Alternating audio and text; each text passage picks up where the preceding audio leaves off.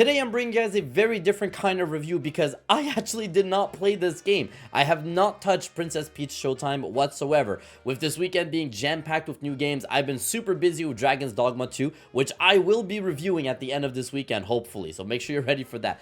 But while I've been busy with that, my wife bought, played, and actually finished Princess Peach Showtime. So I asked for her review of the game, and I'm here today to share her opinions with you guys. My wife is much more of a casual gamer than myself. She doesn't play every single new release like I do, but she loves her Nintendo franchises like Mario, Zelda, Animal Crossing, Kirby, and the Yoshi games, and she was very excited about this new Princess Peach game, so she got it, and I actually sat down and watched her play it, and you'll see from all the gameplay from today, most of it comes from our Twitch streams that we capture. So if you guys actually don't, make sure to follow us over on Twitch, because you guys can see us play through all these games before all the reviews as well. And of course, if you're new here, make sure to subscribe because we got a bunch more reviews. We have Dragon's Dogma, South Park game coming out. So if you guys want to know opinions about all the new games, this is the place to be. Comment what you guys think of the game or what else you're playing this weekend. And of course, give this video a thumbs up because it helps with the YouTube algorithm. And now, let's get into the review of Princess Peach Showtime. Princess Peach Showtime is the first solo Peach game in around 20 years.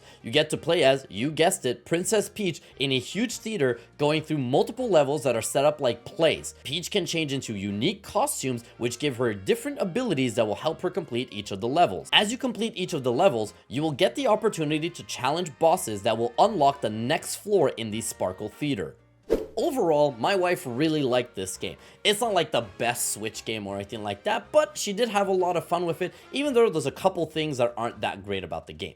She absolutely loved all the different costumes in the game, and the way that Peach goes into a level, gets that costume, and then every stage felt so different and unique because of the 10 different costumes that you got along the way.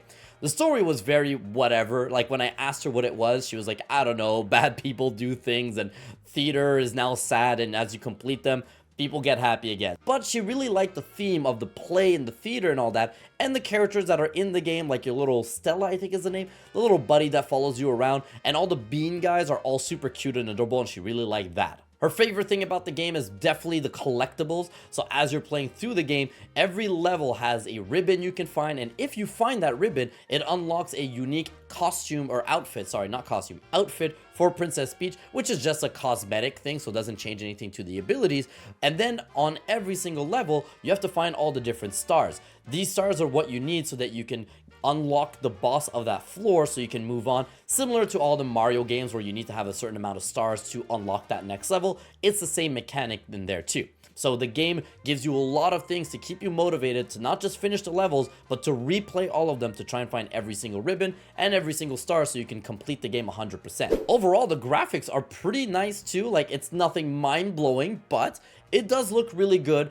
It performed fine on the Switch. Those loadings are hilariously laggy. They don't take up more time, but they just feel like you're looking at an image and it should be fluid, and it absolutely isn't. This game is fairly short as well. That is very important to note. The game came out yesterday at the time of recording, and my wife today is already done. So she didn't keep track of the amount of hours, but it was definitely less than 10 hours in total to complete the game. Now, she's missing a couple collectibles, so she's not 100% the game, but she has done all the levels, which I think there was about 30 to 35 in total, including all the boss fights. Going back and playing through all the levels to try and get all the collectibles will probably add 2 to 3 extra hours, so maybe this game, if you really wanted to try and finish it, can get you up to that 10 to 12 hour mark, but you're not expecting much more than that after. Going back to the costumes, Princess Peach can have 10 different costumes, and every single one of them, like we said, give them different abilities. My wife's favorite ones were the baker one, which gave you off like all these things about like trying to get these cakes done and everything, which were really fun to watch. And then her other favorite was the mermaid one. Normally she hates underwater levels, similar to me. I don't like any underwater levels either, but in this one she had a lot of fun with it because you get to talk to fish, and then the fish go around doing all these things for you. It was cute, but those were definitely her top 2 favorite.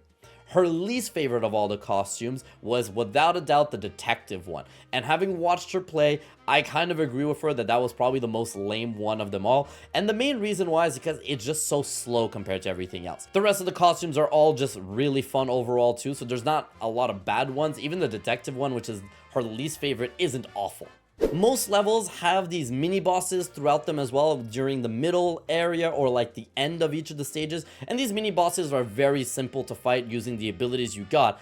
But Princess Peach Showtime also have boss fights, and those bosses are actually just Princess Peach without any costumes, and you go into a level and you just gotta take on that boss, and they're fine. They are pretty simple, not too challenging. They're a bit harder than the regular levels, but not like a difficulty spike or anything like that. You have to learn the patterns of the boss and then just counter them and defeat them, and that's pretty much it. I think there's about 4 or 5 of them in total, definitely just a handful of them.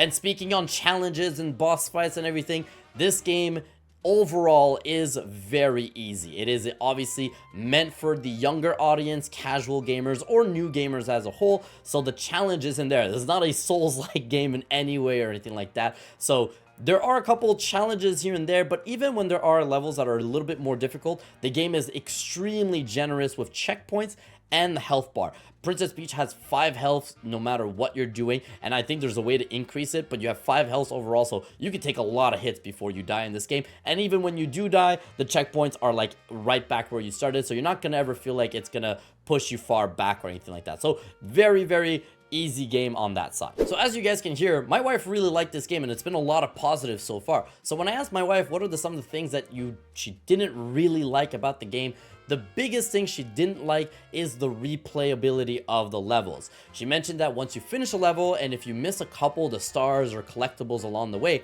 if you do the level again, you have to do it all over again, and you cannot skip any of the cutscenes or any of the steps. So even if, let's say, the second to last star is what you missed, you have to go back to the beginning and replay the whole thing. No matter how long it is, you cannot skip through anything. And that can feel very annoying, especially when you miss just one thing on every single level. But at the end of the day, even with those things that are bothering her, she did finish the game, and she is planning on playing it more to complete it 100%, and she's enjoying it while she's going through it. Like I said at the beginning, this isn't a top tier Nintendo Switch game, but she really likes it the same way that she enjoyed the Yoshi games and the Kirby games from before. This is definitely not a must-own like Mario or Zelda or Animal Crossing or any of those, but if you guys are more on the casual side or newcomers to the Switch, this is a good game to buy.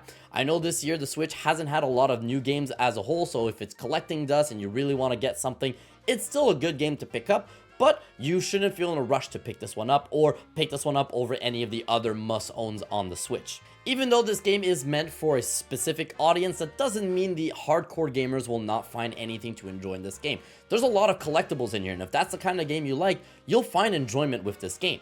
As I mentioned earlier though, this game is fairly short, with being only under 10 to 12 hours in total, so I can totally understand people wanting to wait for a sale to get the best bang for their buck. And that's everything my wife has to say about Princess Peach Showtime. If you guys are excited about the game or you want to give it a shot, or if you have any other questions, comment down below, tell me all about it. If you got all the way to the end, I would love it if you guys would subscribe and give this video a thumbs up because it means a lot. Have a good rest of your day, take care, I'll see you guys on Monday for Dragon's Dogma 2. Bye bye.